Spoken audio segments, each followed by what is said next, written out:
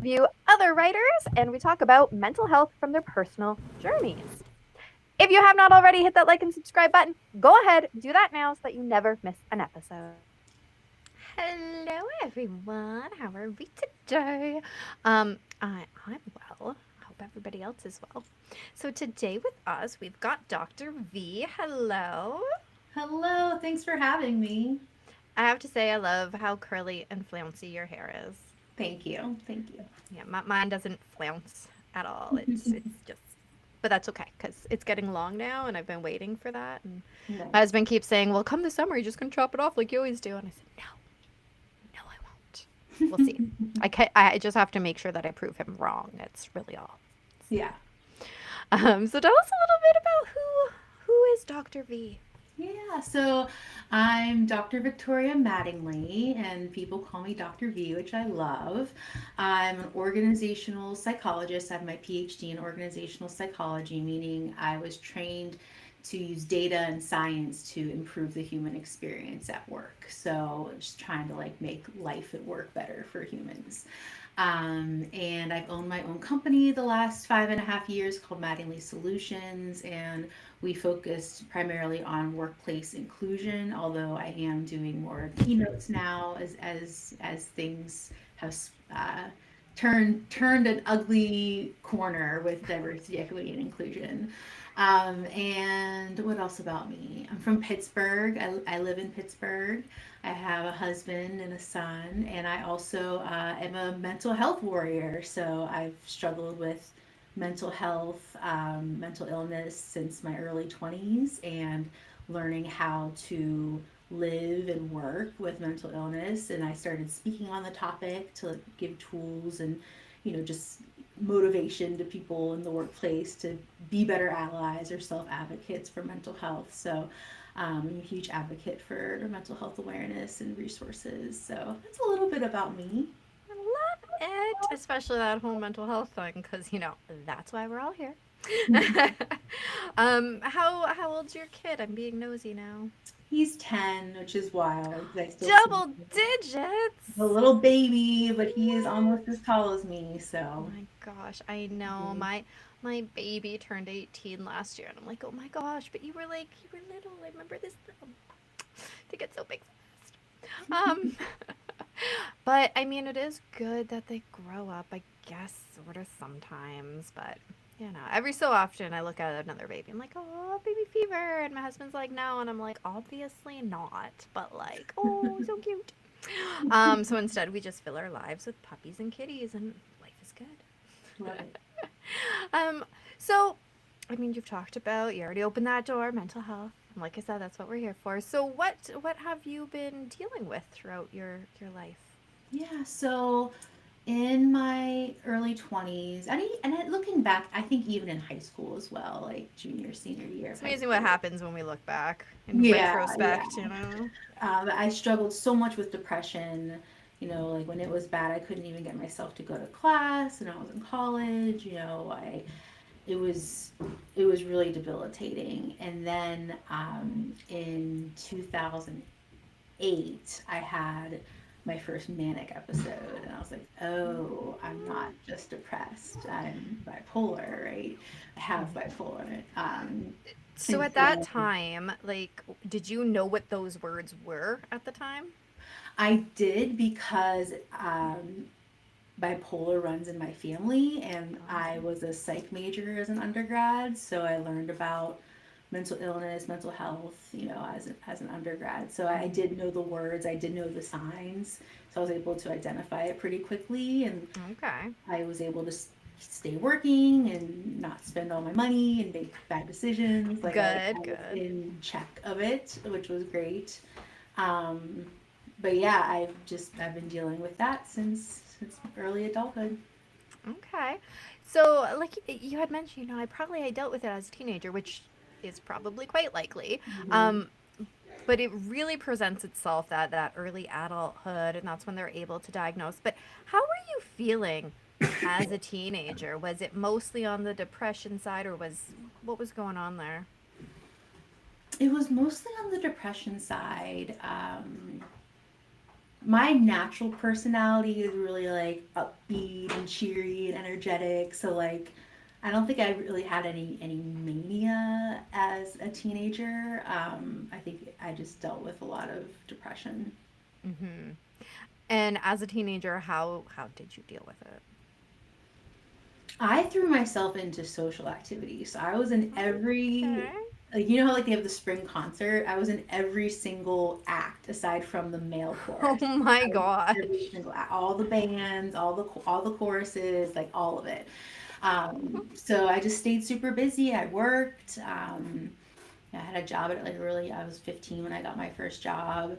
My friends, I had really great friendships, so I threw myself into those as well. But I'm an extrovert, so that's how I fill my cup is by Yeah, being in community with others. And so I think that's really how I dealt with it. which works. Okay, so then as you got older and you're in college and you're having your first episode of mania, what did that look like? So I was out of college. I was freshly out of college, Oh, okay. and I had moved to Portland, Oregon. And I remember I had to work that night. I was a bartender, so my shifts usually started around like 4 o'clock. And I had to work that night, but I was like insistent on making like some sort of meal, like homemade from scratch, you know. And I'm not much of a cook. Like I cook to for nourishment, you know. It's not I Yeah, don't me too. specifically cook. And I'm standing by the oven, and my friend's there with me. I'm standing by the oven, and I could feel it course through my veins from my fingertips to my toes up to my brain. Like I could feel like Wow. electricity pulsating through me. And it was in that moment where I was like, oh shit, I think I'm manic. like, but it was a lot of, it was, as I said before, it was a lot of self awareness. Like I knew what the signs were and symptoms Mm-hmm. were. And I had a lot of like self control throughout the entire experience. So, mhm. That's so good because it's really hard when you've got no idea what's happening. So it's nice that you had like some kind of idea what was happening. Yeah. Um, how did you deal with it? I had a great support network around me. So I had two close friends that moved from Pittsburgh to Portland. Oh. So I had them around me, and especially my one friend, the woman, it was a woman and man, she just like rode along with me because I was fun. Like we would go out to parties, we'd dance all night, I'd make all these friends, connect with all these people, and like be like the life of the party. And she was like there for it. And like I never did anything that put me or her at harm or at risk of Mm-hmm. harm, you know. So it was just like she just rode that like social high with me. And that made me feel accepted and not like broken and not like some like weird manic freak, you know, like I was just really fun and had a lot of energy and there were a few times where I got overwhelmed or it was too much or like I didn't feel safe driving one day because I just Mm-hmm. felt too like wound up, you know. Um, so it wasn't all like rosebuds and whatnot, but Yeah. but all in all, it like wasn't a horrible experience. Whereas I've had later episodes which have been horrible experiences. So Okay. yeah, And when were you like when did you decide to go and get diagnosed?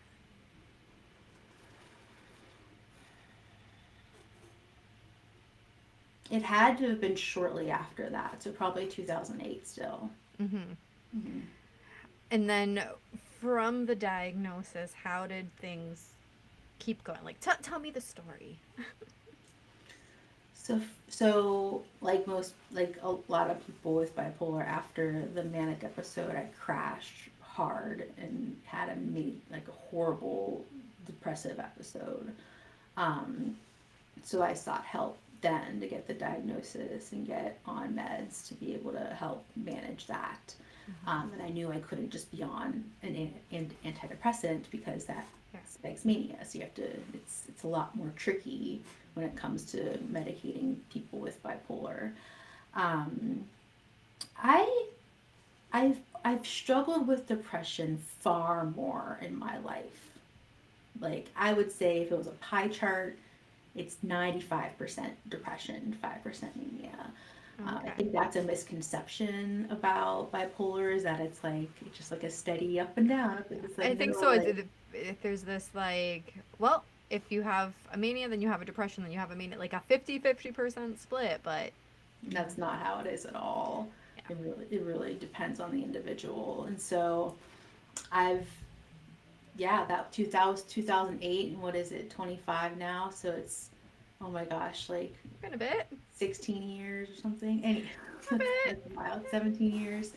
Um, I've struggled with depression the majority of those 17 years, but I've only had two manic episodes since then, Wow. and they were a year apart. Okay. Yeah. And did you also start going to therapy, or were you like, was the medication enough? What were your coping strategies? I've gone to therapy for years.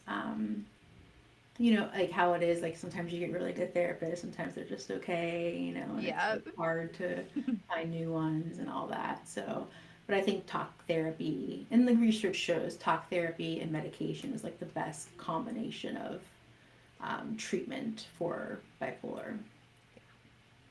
What were your favorite coping strategies that you learned?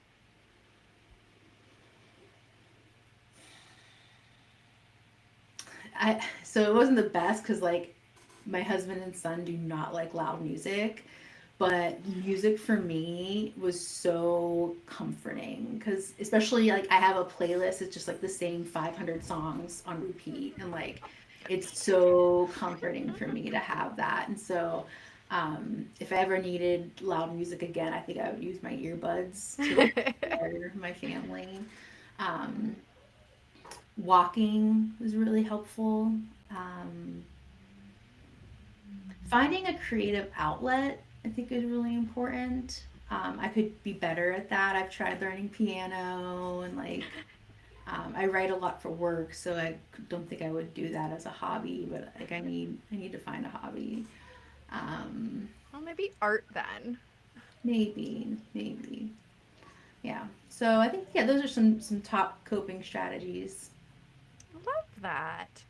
Now, with the walking, is it the activity of doing it? Do you do it outside? I do it outside, so you're getting that sunlight, which is really important, vitamin D.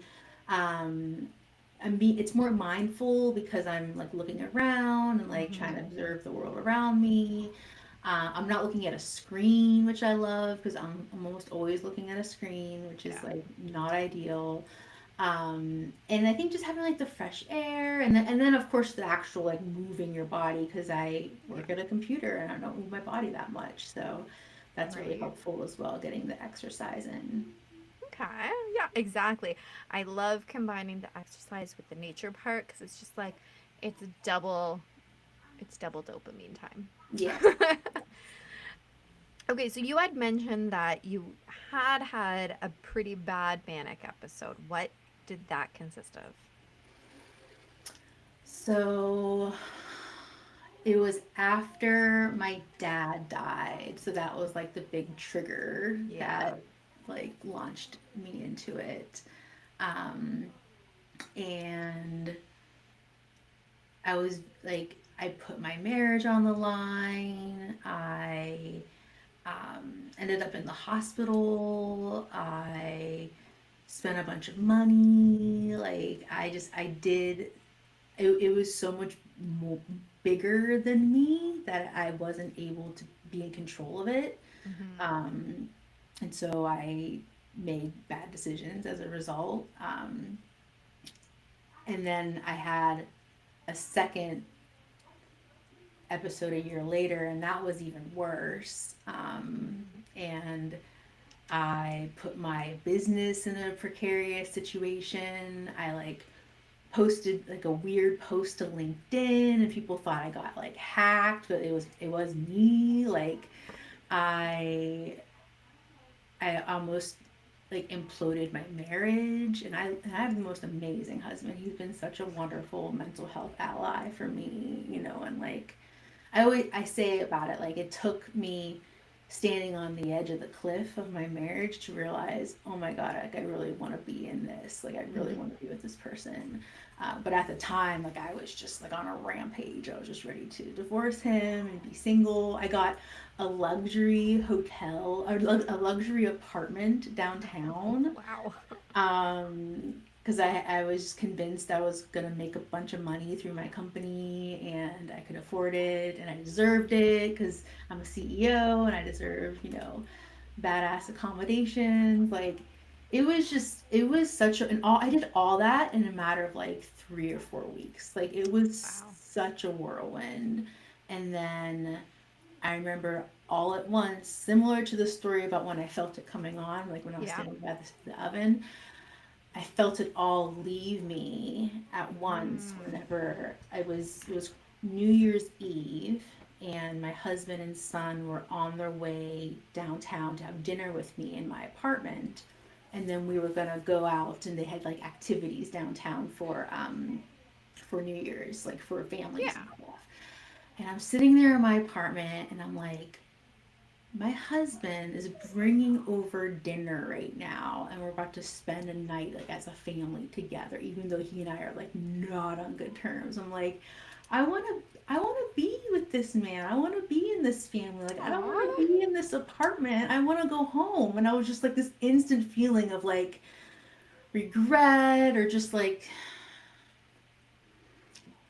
it's not quite regret because regret assumes that you were in control when you made the initial decision. Yeah. So it's not quite regret, but just like sadness of like, oh no, like what did I do? Like Yeah. what have I done? How do I fix this? Um, so yeah, but those two times, like it was not a pleasant experience, and I've since got on a good medication regime to like keep the mania away. Mm-hmm. Um, and so, but not at no cost. So I gained 40 pounds, which I'm not happy about at all. Yeah. And I lost my hair. So I appreciated your comment at the beginning of the call Oh. about how you liked my hair. I like Yeah. it too. It's not real. It's a wig. So, Really? I would not have known that. hmm And I did not know that medication could make you lose your hair. yep, yes, sure can. So all of last year, I lost my hair, I gained all that weight, but I was mentally healthy. So I was like, if I have to choose between my mental health and my physical health, I'm going to choose my mental health right now and get that under control. And then we could start messing around with things to try Mm-hmm. to help with the physical side effects as well. Yeah. And I think that's something that's so scary for a lot of people is that when you go on a medication and the side effects make you not even recognize yourself at times. Hmm That's really scary to be like, no, this is worth it, but is it worth it? Because look at all the things I'm going through. And I mean, sometimes it doesn't work at first. So you've gone through this hardship, the gaining weight or any, whatever the side effect is, and that one's not working. And then you have to wean off that and go on another one. And what's the side effects of the next one? And hmm it's tedious, it's daunting, it's horrific, but it's worth it once you find the right one. Yeah. Yeah. And it's scary and we're allowed to be scared of that. Yeah. Okay. Um so obviously things are kind of more on the up and up now, doing better. I am mentally better than I've been in years. I don't feel, I feel in control, and I feel like I can wake up and have the type of day that I want to have, you know what I mean? And not let whatever symptoms take over what is a happy, productive life. Um, I'm also really excited. I have my next book coming out. So it's called Act Like an Ally, Work with an Ally. And it's all about not just how to be a good ally, because there's plenty of books out there about that, but it's also how to be a good partner to an ally. So like what Mm-hmm. does it mean to be the recipient of allyship and what are your roles and responsibilities like as that partner in allyship. and it's 2 books in one. So this is the one book. Ooh. This is the other book, and it flips Oh, over. that's a cool way to do Mhm. it. And so the books reference each other. So I'll be saying on the Work with an Ally book, I'll be like, hey, like I'm telling allies to be courageous. So like give them something courageous to do. And then I want the partner to be like, what are they saying to allies? And like flip the book over and like read that part of the book.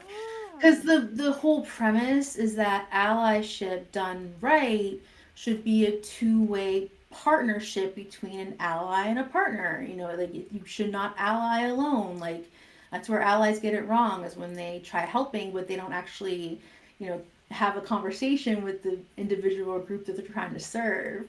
Right. And I do talk about my mental health journey a little bit in the book. I was very like I had a mentor, I have a mentor who said I really shouldn't talk too much about like bipolar specifically, mental illness Oh, okay. broadly. Like he's like, and the reason is you're already trying to convince your reader to like be an ally or be a partner. So like to try to have to convince them on something else on top of that is just you're putting too much on them. Yeah. And so I'm pretty vague. Like I mentioned, I'm like a mental health warrior, and I mentioned I've had mental health allies. But I don't give any sort of like specifics or So that's stories. a whole other book.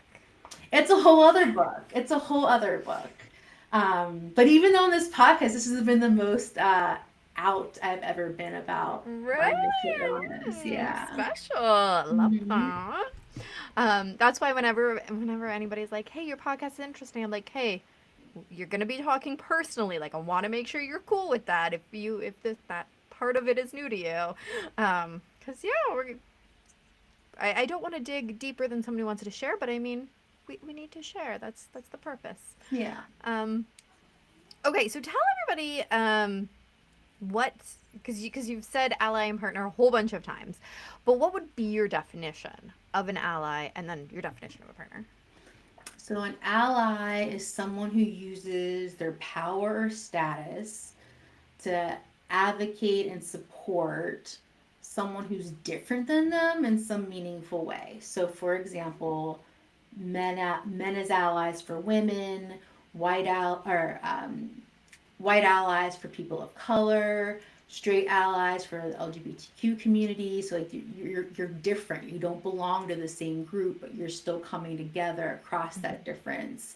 And then the partner is the individual that benefits from allyship, who works in partnership with an ally to achieve shared goals together. So help me overcome these barriers I face as this type of person in the workplace. Help me. My community has very low access to housing. Help me advocate for better policies. Like you sit on city council. Like, how can we make this a thing? So, and the point is, like, you should never ally alone. Like, this work should never be done in isolation of the person or group that you're trying to serve. And so, doing the work with those individuals is going to ensure that whatever actions the ally takes are actually aligned with what the partner needs. I like that. I was doing a podcast. Was it last week's episode? I think so. And we got on the topic of um, what do you want to call yourself? Because there. So he introduced himself. He said, "My name is oh my gosh, can't even remember his name. It was last week's episode. Anyways, my name is such and such, and I'm autistic, and da da da da da." And I had watched I am blanking on every name right now. I had watched the show it's on Netflix. It was so good about the autistic teenager. Anyways, I can't remember the name of the show off the top of my head. Anyways, there was a part of that in one of their episodes, the parents were at like a support group, and the dad had said, "My autistic son," and they were like, "Whoa, whoa, we don't say it like that. We say it like the um the person with whatever." So like instead of saying, "Hi, I'm Randy, I'm autistic," I'd be like, "This is Randy, and I have autism."